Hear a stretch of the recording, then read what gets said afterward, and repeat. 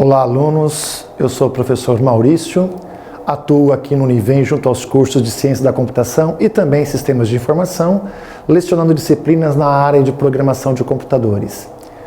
O objetivo deste treinamento é apresentar para vocês as estruturas básicas de programação em Python, para que vocês possam participar do evento Olimpíada de Programação, patrocinado pelo Univem e pelo CompSci.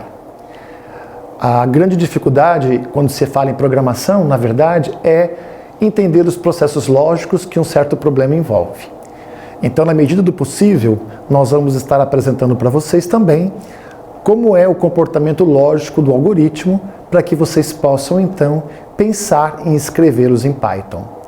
Python é uma linguagem de programação como qualquer outra, como C, como Java, e é através dela que a gente consegue escrever, então, esses algoritmos no computador e testá-los. É um curso para iniciante, nós vamos abordar desde os princípios básicos de programação e esperamos que todos vocês possam ficar satisfeitos com aquilo que nós iremos apresentar. Todo algoritmo, ele tem uma estrutura de programação, uma estrutura básica de entrada de dados, saída de dados, estruturas de decisões e repetições. Os algoritmos seguem um certo padrão. Por exemplo, vamos imaginar que nós desejamos trocar o pneu furado de um automóvel. Para que eu possa resolver este problema, eu devo seguir alguns passos. Eu não posso inverter os passos. E trocar o pneu de um automóvel, quando eu defino quais ações eu devo realizar e qual é a sequência dessas ações que eu devo realizar, define-se então o algoritmo para realizar o problema, para resolver o problema. Então vejamos lá. O pneu está furado. Primeira coisa, de nada vai adiantar eu conhecer como se troca um pneu furado se eu não tiver à disposição o step em bom estado e as ferramentas necessárias para que eu possa fazer a troca. Uma vez que eu tenha todo o material disponível, o step em bom estado, eu posso então pensar em como trocar o algoritmo, trocar o pneu furado. Vejam, o primeiro passo é pegar as ferramentas que eu preciso para resolver o problema de trocar o pneu furado. O segundo passo, então, é desafrouxar os parafusos que envolvem o pneu furado. Uma vez feito isso, o próximo passo é levantar o pneu, o carro, com o macaco. Uma vez levantado, o próximo passo, terminar de desafrouxar os parafusos. Próximo passo, retirar o pneu furado, colocar o pneu novo, ajustar os parafusos, abaixar o step, abaixar o macaco e então terminar de apertar todos os parafusos. Vejam, eu segui um sequenciamento lógico para resolver o problema do pneu furado. Toda vez que eu tenho um problema para resolver em programação, eu devo pensar dessa forma. Qual é o primeiro passo, qual é o segundo, qual é o terceiro e assim por diante. Ao pensar dessa forma, eu resolvo então como o algoritmo deve se comportar, como o programa deve ser escrito. Para que a gente possa escrever programas em Python, a linguagem deve oferecer as estruturas básicas para que a gente consiga então transcrever a arte de pensar na linguagem Python. Neste primeiro momento, nós vamos mostrar para vocês programas escritos em estruturas sequenciais, ou seja, tudo que eu escrevo no algoritmo é executado, uma instrução após a outra, na ordem que eu escrevi. Para que eu possa fazer isso, eu vou então mostrar para vocês, neste primeiro momento, nessa primeira aula, as estruturas de programação que envolvem a entrada e a saída de dados. Toda vez que eu precisar jogar uma informação na tela, colocar uma informação na tela, nós temos o conceito de saída de dados. Toda e qualquer linguagem de programação deve ter uma estrutura, um recurso para que eu possa fazer isso. Toda vez que eu preciso acionar o meio externo para que seja digitado algo, por exemplo, eu solicito que seja digitado uma nota ou o nome de um cliente ou um outro valor e o usuário que está na frente do computador necessita de pressionar o teclado para que seja a entrada de dados efetuada, nós temos então uma entrada de dados. Vamos lá então ver o que é os comandos em Python, que é a saída de dados. Em Python, para eu escrever uma saída, eu uso uma estrutura que chama print. Toda vez que tiver um comando print no código Python, aquilo que está entre parênteses será colocado na tela. Veja os exemplos que estão aqui. Print, entre aspas, Hello World. A frase Hello World será colocada na tela do computador. Print, entre aspas, 5 mais 3, fecha aspas. Os caracteres 5 mais e 3 serão colocados na tela. E se eu executar, por exemplo, um print 5 mais 3 sem aspas, o Python resolve a aritmética, soma 5 mais 3, que é 8, e printa, neste caso, o valor 8 na tela do computador. Alguns operadores que a gente vai usar em Python para fazer cálculos matemáticos durante o desenvolvimento de um programa. Nós vamos usar então a adição, assim como na matemática, o símbolo mais, a subtração, o símbolo menos. Na multiplicação, ao invés de usar o ponto, que na matemática significa o vezes, nós vamos usar o asterisco. Divisão, nós temos dois operadores para fazer divisão: a barra e a barra dupla. A barra simples faz uma divisão como na calculadora. Qualquer valor que eu dividir vai dar com casa decimal. Por exemplo, se eu dividir 5 barra 2, vai dar 2,5 como resultado. E se eu usar a barra dupla, 5 barra 2, essa é uma divisão entre inteiros. Então, neste caso, o quociente da divisão vai dar 2 e não vai continuar procedendo a divisão com as casas decimais. Além disso, em Python tem mais outros dois operadores aritméticos, que é o porcento, que retorna o resto da divisão de dois valores inteiros. Então, se eu dividir 5 por 2 e aplicar o operador porcento entre eles, vai dar então o resto 1, porque 5 dividido por 2 dá quociente 2, com o resto 1. E asterisco, que é a exponenciação ou a potenciação. Para que a gente possa trabalhar com programação, muitas vezes será necessário guardar valores na memória do computador. E para que eu possa fazer isso, eu preciso então criar uma variável. O que vem a ser então as variáveis dentro do programa? Formas que eu tenho como desenvolvedor de criar um espaço de memória suficientemente grande para acomodar valores que eu preciso usar durante um programa que eu preciso escrever. Toda variável em Python é criada com um nome de um identificador que nós vamos inventar, atribuindo então qual valor nós desejamos armazenar. Vejam aqui então. Variável recebe este igual, não é uma comparação, é uma atribuição, um valor. Variável é então o identificador que eu vou criar, existe uma regra para isso, que eu já vou apresentar para vocês, e o valor é a informação que eu desejo guardar dentro dessa unidade de memória que eu acabei de inventar. Para nomear as variáveis, em Python nós temos que respeitar a seguinte regra: toda variável obrigatoriamente começará com uma letra ou underline. A partir do segundo caractere, nós poderemos ter outras letras, outros caracteres e também dígitos de 0 a 9. Numa variável não é permitido espaços em brancos e nem símbolos especiais. Aqui então nesse slide nós estamos mostrando qual é a regra da linguagem Python para fazer isso. Vejam aqui então alguns exemplos que usa criação de variáveis e também a atribuição. Em Python nós vamos atribuir valores com o operador igual. Dê uma olhada aqui então. A recebe 2. Como neste caso 2 é um valor inteiro, a variável A automaticamente é alocada na memória para guardar um valor do tipo inteiro. Toda vez que eu chamar A neste exemplo, A passa a ser o valor 2 ali armazenado.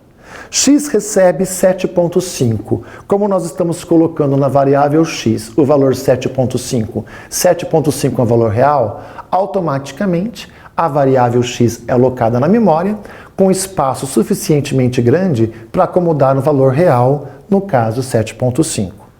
Nome recebe, entre aspas, Renata.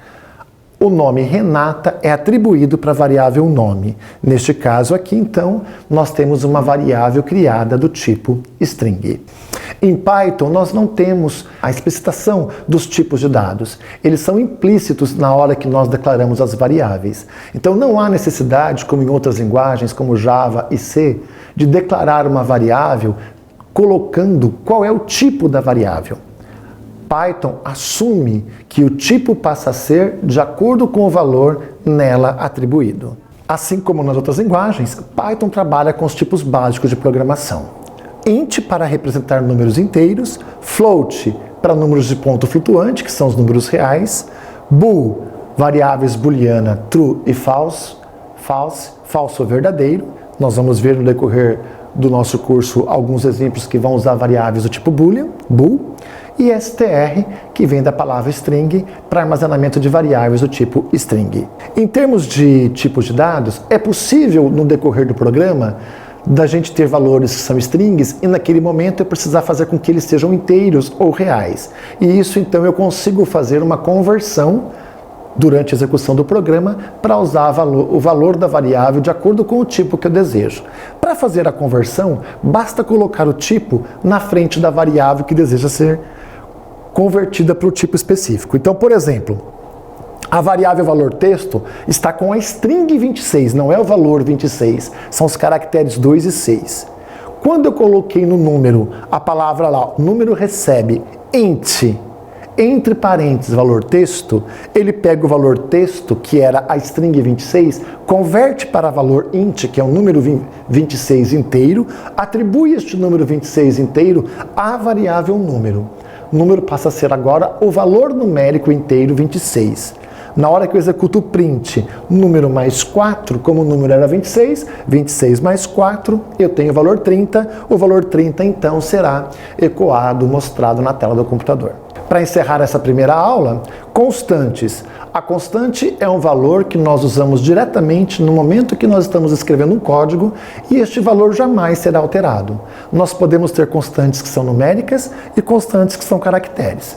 Por exemplo, quando alguém vai fazer o saque num sistema bancário, a frase digite a senha é uma constante. Ela aparece para qualquer cliente que lá se dirige. Então, aquela frase digite a senha colocada no centro da tela do computador é uma frase que foi programada de forma constante.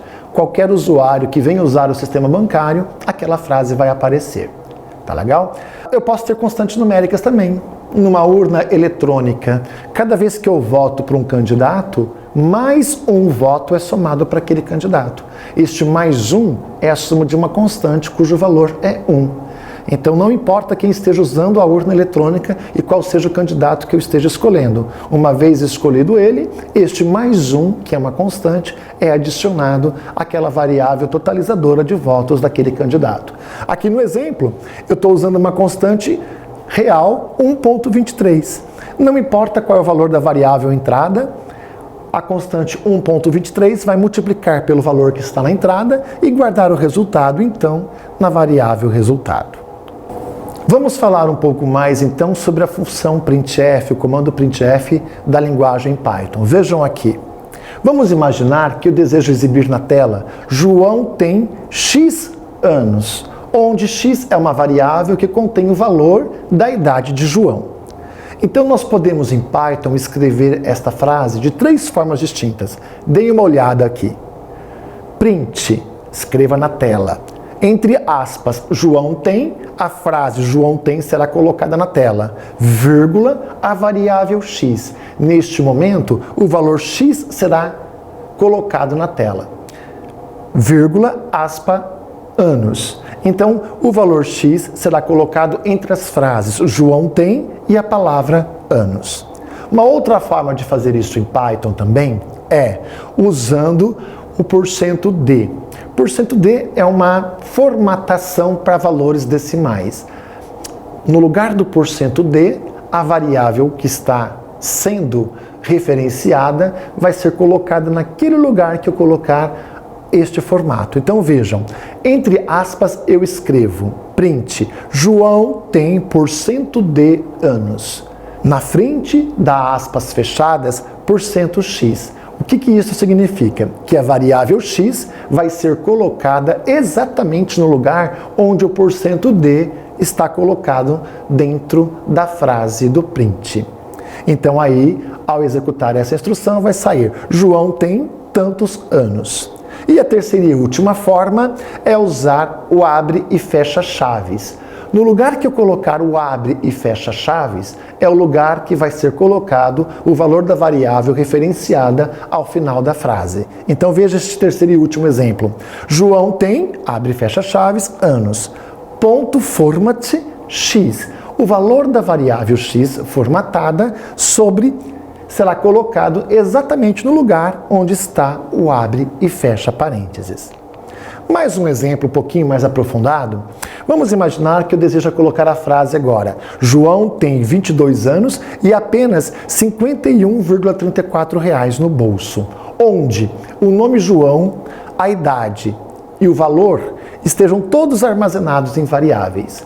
Usando as três formas como visto anteriormente, nós teríamos, primeira forma, print o nome, João, tem, entre aspas, a frase tem, vírgula, idade, o valor da variável idade, entre aspas, anos e apenas R dólar, vai sair na tela esta frase, vírgula, o valor em dinheiro, entre aspas, bolso. Neste primeiro exemplo, nós colocamos as variáveis intercaladas com as frases. Segundo exemplo, print %S, o %S indica a formatação de string porque é o nome João, tem %D formatação para decimal, valor inteiro, anos e apenas RS, %F. %F é formatação para float, float traduzindo para o português, formatação para valores reais, no bolso. E na frente as três variáveis, %, nome, idade e valor. Vale salientar que as variáveis deverão ser colocadas exatamente na mesma ordem que os porcentos são colocados na frase. Então, a primeira variável é nome, logo o primeiro formato é %S. Segunda variável, idade, logo o segundo formato é %D. Terceira variável é valor, logo o terceiro formato é %F. Uma variável string, uma variável inteira, decimal, e uma variável real, %F, float em Python. Terceiro e último exemplo, print, eu coloco então o abre e fecha chaves exatamente nos lugares onde as variáveis deverão ser mostradas. Print, abre e fecha chaves, tem, abre e fecha chaves, anos e apenas abre e fecha chaves no bolso. Ponto format e na mesma ordem dos abre e fecha chaves as variáveis que eu desejo mostrar. Assim, nome, vírgula, idade, vírgula, valor. Essas variáveis serão colocadas exatamente nos lugares onde o abre e fecha chaves está colocados na frase do print. Falando um pouquinho mais sobre os formatos %S, %D e %F, aqui nesse slide eu descrevo então para vocês o que significa cada um deles, que é a segunda forma que nós usamos no exemplo anterior. %D eu devo usar, caso eu queira usar este formato para impressão, para mostrar na tela, sempre que eu desejar mostrar valores inteiros. Esse D vem de decimal, por isso então vou mostrar um valor inteiro, eu uso %D. %S eu devo usar quando a variável que eu desejo mostrar na tela é um valor do tipo string, e %F eu devo usar quando a variável que eu desejo mostrar na tela é um valor do tipo real, ou seja, um valor que possui casas decimais. Além disso, esses formatos com %, eu posso colocar na tela ainda a quantidade de caracteres que eu desejo mostrar. Então, se eu usar, por exemplo, %3D, significa que eu vou usar 3 dígitos decimais na tela. Caso o número não tenha os 3 dígitos decimais, ele vai preencher então com espaços à esquerda. Então vai ficar espaço, espaço 5, por exemplo. Se eu desejar que seja preenchido à esquerda com 0, eu posso usar, por exemplo, %03D. Se o número não tiver 3 algarismos, então os algarismos à esquerda serão preenchidos com 0. E no formato com casa decimal, que é o real, que é o %F, eu posso formatar, por exemplo, %5.2F. O que isso significa? Que 5 algarismos serão mostrados na tela com 0.2 casas decimais. Serão mostrados, neste caso, apenas 2 casas decimais. Por definição, um número float possui 6 casas decimais, 6 casas depois da vírgula. Da mesma forma que eu usei para os %, a expressão 3, 5.2, para indicar a quantidade de algarismos serem mostradas, o formato também abre e fecha chaves, eu posso referenciar a quantidade de caracteres ou algarismos que eu desejo mostrar. Então veja o exemplo, olha, abre chaves 2.12. O que significa? Que a variável nome vai ser mostrada com 12 caracteres na tela. 12 caracteres serão reservados para a variável nome. Tem, abre e fecha chaves 2.3. A variável idade será mostrada com 3 caracteres, 3 algarismos na tela. Anos e apenas 5.2f. Da mesma forma que eu expliquei no porcento, aqui também nas chaves, 5 algarismos com 2 casas decimais. E na frente as variáveis, expressando exatamente qual é a ordem que eu desejo mostrar: nome, idade e valor. Aqui eu tenho mais outras 2 variações deste tipo de impressão, que vocês poderão verificar e testar junto ao PyChart instalado nas máquinas de vocês. Para encerrar esta aula, eu falei um pouco do print, que é a função de saída de dados, e nós temos também a função de entrada de dados, que é input. O objetivo de fazer uma entrada de dados é solicitar ao usuário que algo seja digitado. Por exemplo, ao aparecer a frase na tela digite a senha lá no sistema bancário, o que vem na sequência? Uma janela esperando que o usuário aperte o teclado com o valor da sua senha.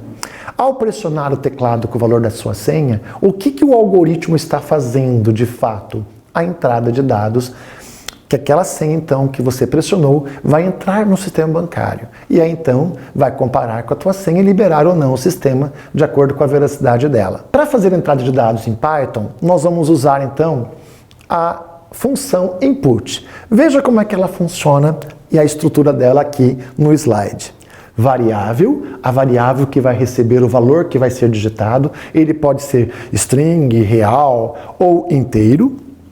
Recebe input e eu posso colocar uma mensagem de auxílio. Por exemplo, digite o nome, digite a idade, digite o preço de alguma coisa.